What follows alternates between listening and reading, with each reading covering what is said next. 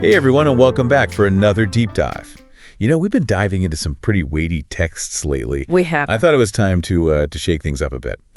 So today, we're going deep into a text you might not be familiar with. Okay. It's called the Anurag Sagar, which translates to, get this, the ocean of love. Okay. I like it already. Right. It's Kabir's mystical take on creation. And trust me, it's not your average creation myth. Oh, how so? Well, for starters, we're talking about a universe that's born not from silence, Right. but from sound, from this primordial vibration called Shabda. Shabda. Yeah. And get this, it all starts with a single being's desire to create. Ever heard a creation myth like that? I can't say that I have. Most creation myths I've encountered usually start with some kind of void or maybe a deity who's a bit lonely, you know. Exactly. But the Anurag Sagar throws us right into the deep end. He does. It flips the script on everything we think we know about where we come from. I'm intrigued. Tell me more. Okay, so imagine this. Before creation as we know it, before the earth, the heavens, even before all the familiar faces of Hindu mythology, there's this state of pure emptiness. Emptiness. Yeah, like a blank canvas. And Kabir really emphasizes this emptiness, this void, because he wants us to understand just how radical this creation story is. I see. It's like he's clearing the stage before the main act. Exactly. Yeah. So in this vast emptiness, we find Sat Purush. Sat Purush. Yeah, this primordial being, this ultimate reality that exists before everything else. Okay, so similar to the idea of Brahman in Hinduism, or maybe even the Tao in Taoism. You got it.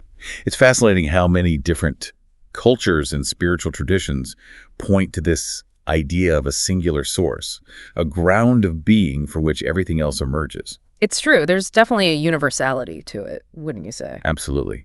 And Kabir's description of Sat Purush is just so vivid and evocative.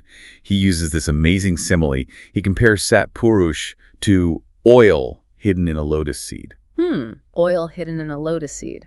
I like that. What a beautiful image. Right. It's like all this potential is just coiled up, dormant, waiting for the right moment to burst forth. Yeah. What does that make you think of? Well, it makes me think that even in stillness, even in what appears to be nothingness, there's this incredible potential for life, for growth, for creation. Yes.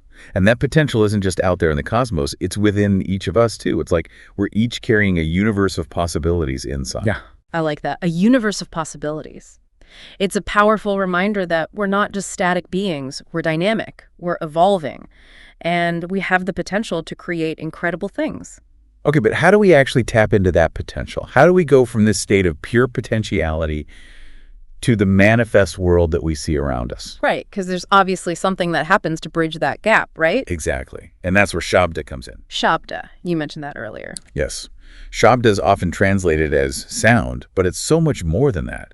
It's this primordial vibration, this cosmic hum that's the source of all creation. Okay, so it's like the Big Bang, but on a vibrational level, like the universe is singing itself into existence. I love that. You're getting it. It's just, I don't know, I get this feeling, this sense of awe when I think about the universe emerging from sound. Me too. It captures the imagination, doesn't it? It really does. Okay, so we have this primordial sound, this Shabda. How does that lead to, well, everything else? So Kabir tells us that from this primordial sound, from Sat Purush, 16 Shabdas emanate. 16. 16. Each one responsible for a different aspect of creation. It's like this cosmic orchestra tuning up, with each note adding to the grand symphony of existence. Okay, so each Shabda is like a building block of creation. Exactly. And the first Shabda, the first note in this cosmic symphony, creates something pretty incredible. Kurma. Kurma. Kurma. You might recognize him as Vishnu's avatar. Yeah. Often depicted as a giant tortoise. Oh, right. The tortoise, of course. I'm with you. Now, why do you think Kabir starts with a tortoise? That's a good question. Well, tortoises are often associated with stability, with longevity, with carrying the weight of the world on their backs, so to speak. Exactly. And Vishnu himself is often associated with preservation, right? That's right. He's the protector, the preserver of cosmic order. So to have Kurma, his avatar, emerge as the very first creation speaks to the importance of establishing a firm foundation, a solid base upon which everything else can be built. That makes sense. You need that underlying structure to support the vastness and complexity of the universe. Precisely. But Kabir doesn't stop there. He goes on to describe the other Shabdas and what they bring into being. And one that really caught my eye is Gyan, which means wisdom or knowledge. Gyan. So we're not just talking about physical creation here, but also the emergence of consciousness, of intelligence. You got it. It suggests that the universe isn't just this random collection of stuff, but that it's infused with intelligence, with purpose, right from the start. Yeah, and it's not just any intelligence, it's Gyan, right? This deep cosmic wisdom that permeates everything. It's like Kabir is saying, the universe isn't just some cosmic accident, you know? It's got a plan, a purpose baked right in Look, it. from the very beginning, I like that. Okay, so we've got Karma, the solid foundation. We've got Gyan, the universe is getting smart. What's next? Well, hold on to your hats because Kabir's just getting started. He tells us about another Shabda.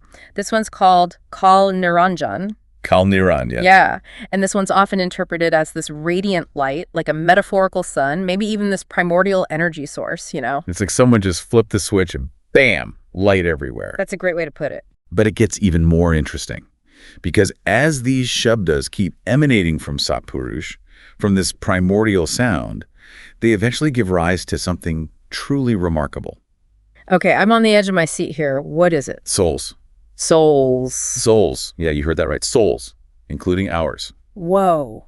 Hold on. So you're saying that our souls, like the very essence of who we are, come from the same source as all of creation. That's exactly what Kabir is saying. The Anurag Sagar is very clear that these souls, yours, mine, we're not separate from Sat Purush. We're made of the same stuff. We carry a spark of the divine within us. Wow. It's a mind-blowing concept, right? It's like we're not just these random beings who popped into existence. We carry a piece of the source itself. It makes you look at yourself differently, doesn't it? Knowing that you have that kind of connection to something so much greater than yourself. Absolutely.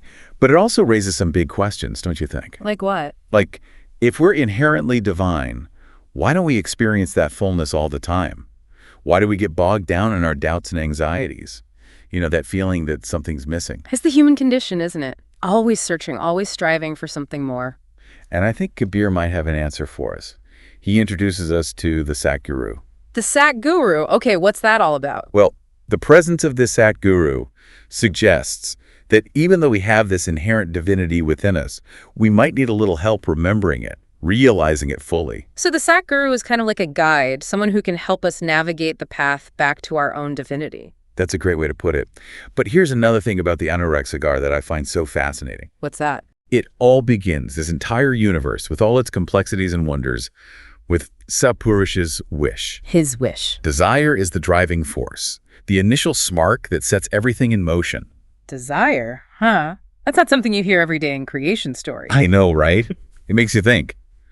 What does it mean to you for the universe to be born out of desire, out of this boundless yearning to create? It's a very different perspective, that's for sure. Most creation myths I've encountered, there's this sense of something missing, you know? A void that needs to be filled. But this is different. It's like this universe is born out of abundance, out of an overflowing wellspring of creative energy. And if desire is what set this whole cosmic dance in motion, it really makes you wonder about the nature of our own desires, doesn't it? It really does. It makes you wonder, doesn't it? Like, what are we putting out there with our desires? What kind of world are we creating, even unintentionally, with those deep-seated longings, those yearnings? It's a pretty powerful idea when you think about it. It really is. And we're not just talking about wishing for, you know, a new car or a better job. We're talking about the yearning for connection, for meaning, for beauty. Right, those big questions, those fundamental human desires. What if those desires, those intentions, actually had the power to ripple outwards and shape the world around us? What would you create if you knew that your deepest desire, the thing you yearn for most in the world, could actually become real? It's a question worth pondering, wouldn't you say? It really is.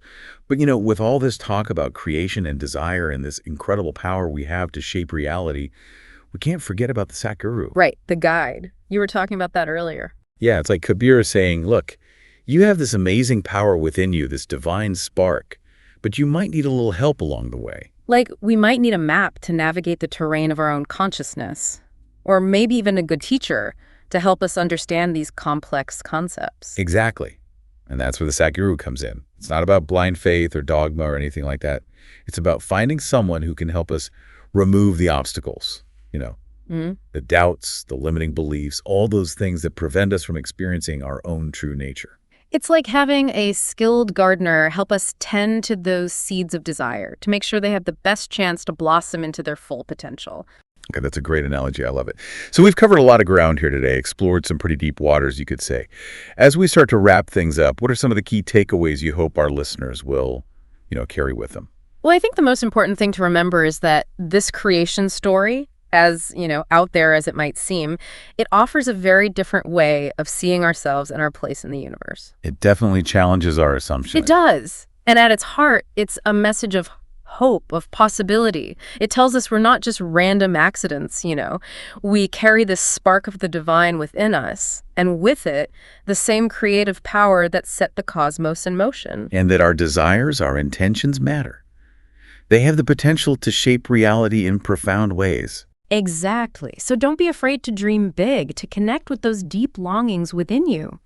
And seek out those guiding lights, those Sat Gurus, who can help you illuminate the path back to your own inherent divinity. Beautifully said. And listeners, as you go about your day, just remember the power of your own desires, the power of your own inner universe, and keep seeking, keep exploring, keep diving deep. Until next time.